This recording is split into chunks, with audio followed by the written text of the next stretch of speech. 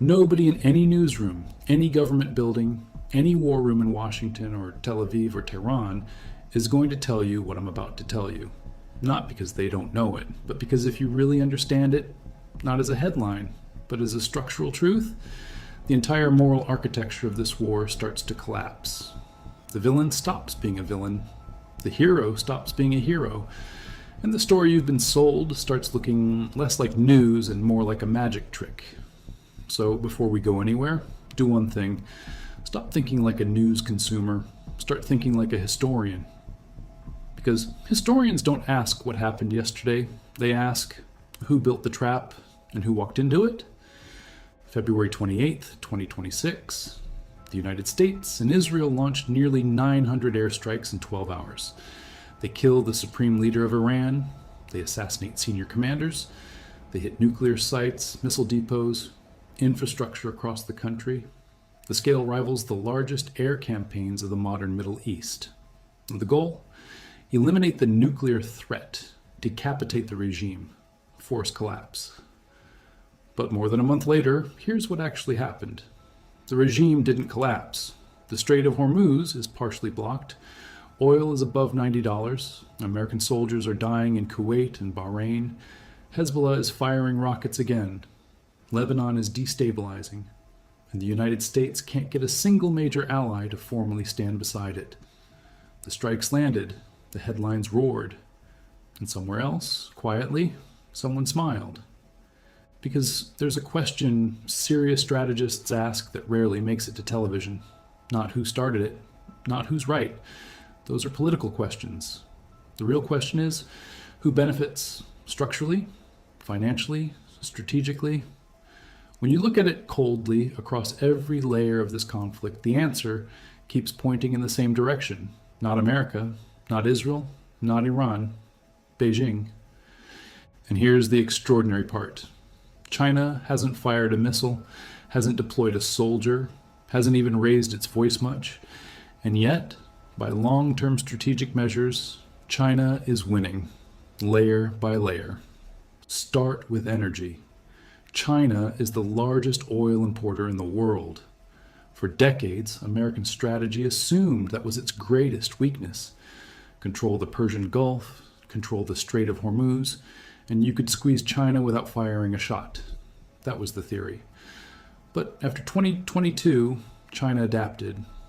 It signed long-term energy deals with Russia, built pipelines across Central Asia, diversified supply away from the Gulf. So when Hormuz gets disrupted, who gets hurt? Europe, Japan, South Korea, America's allies. China, sitting on alternative supply, buying discounted energy.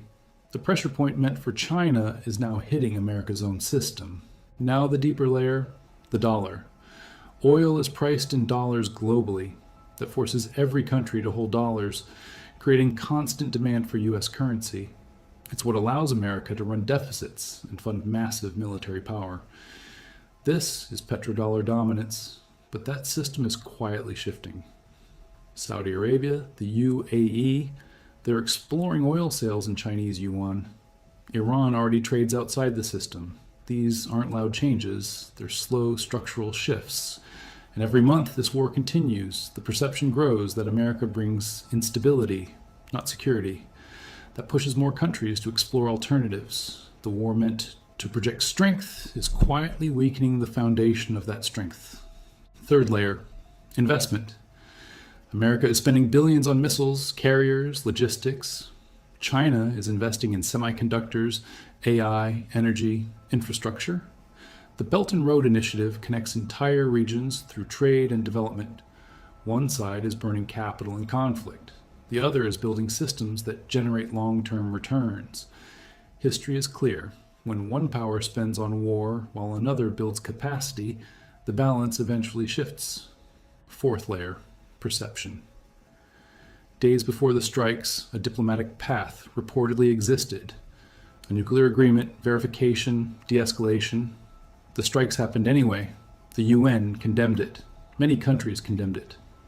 In much of the world, Africa, Asia, Latin America, this reinforces a familiar pattern. Western intervention. China positions itself as the opposite. non-interference, stability, trade. Not because it's moral, but because it's strategic. Every conflict like this strengthens that image. Fifth layer, Taiwan. Every asset used in the Middle East is one not available in the Pacific. Every carrier, every missile system, every supply chain under strain, it all matters. China is watching closely, studying logistics, response times, weaknesses, not to react emotionally, but to learn, to prepare. The lessons from this war won't stay in the Middle East, and in the middle of all this, real people are suffering. Children killed, families displaced, soldiers lost, entire countries destabilized. War isn't theory, it's human cost. But above that human cost, systems keep moving, deals get signed, influence expands, power shifts quietly.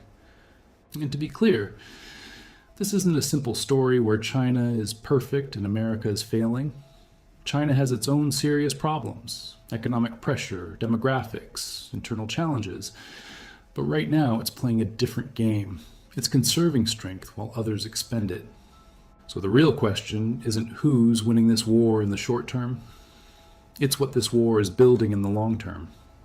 If a country spends trillions, loses influence, and weakens its own system, is that victory?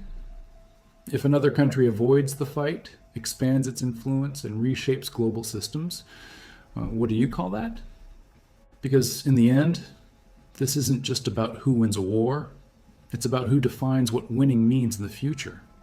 And that's the part no headline is going to explain to you.